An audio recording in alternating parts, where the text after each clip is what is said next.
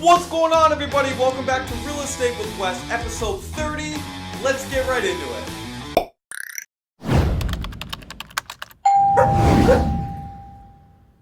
The Dirty 30 episode. On this special episode of Real Estate with Wes, I am talking about how I own my property for free. Now, I know what you're thinking. Wes, how do you own a property for free? Doesn't it cost money to buy it? Doesn't it cost money to own it?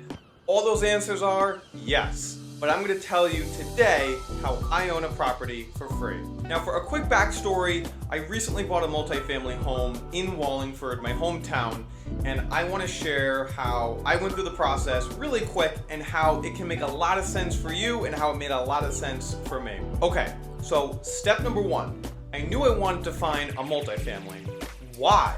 Well, I knew that if I invested in the multifamily and maybe lived there for a little bit of time as well, I could offset a lot of my costs because of other people that live here on the property. So I knew I wanted to live in Wallingford. That was no doubt in my mind.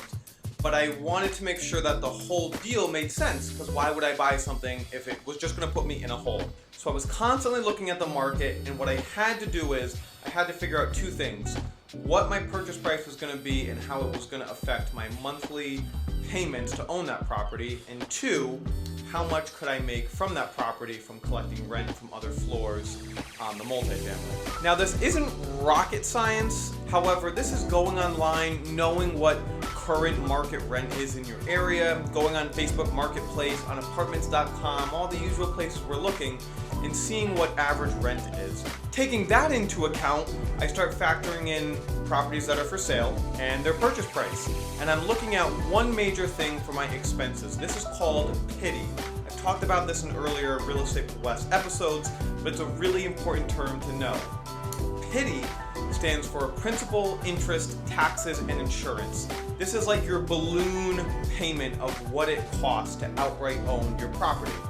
Now, of course, there's utilities and the food you put in your mouths and the gas you put in your car. There's all those extra costs. But to own the property, PITI is what we're talking about. Okay, so PITI. I knew what I was paying for my property based on the purchase price and what my lender told me how much I would have to pay per month on my mortgage with my current interest rate. And after that, it was just kind of simple math. What I had to pay to own the property outright, and B, what I could collect at that property in rent. So on my specific property, I found a 3-family in downtown Wallingford that had a vacant space for me, so check.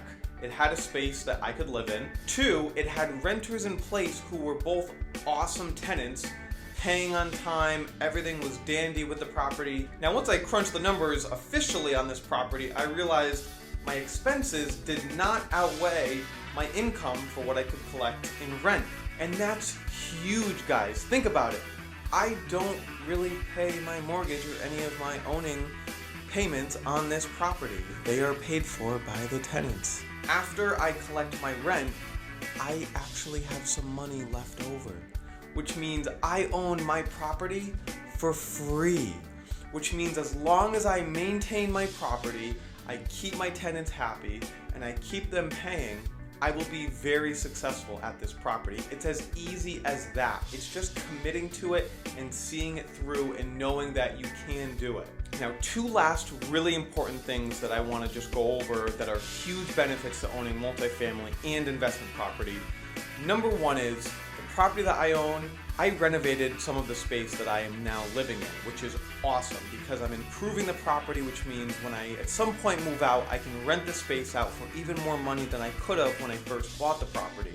So improvements on the property are significant. You keep up with the maintenance, you keep the tenants happy, you keep the rent coming in, and you can own this thing for free for the majority of your ownership. Now, once I move out and I have a tenant come in behind me to the space that I was living in, I now will go from pretty much breaking even and owning the property outright and free to actually making money on the property. And what I love about this so much is that I not only will be making a profit every month on this property, but in 20, 30 years, when I've paid off most or all of my equity in the property, I now will have a significant amount of equity within this property. So I'm making money along the way while increasing my equity in the property. And that is real estate investing.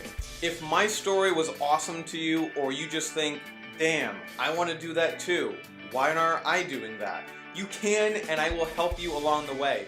Even if you just want to contact me and ask me a couple questions about what I did during the process, how I did it, what to do at what juncture, I will help you through the whole thing. It's what I do, it's what I love to do, and I'd be happy to have you be successful as well.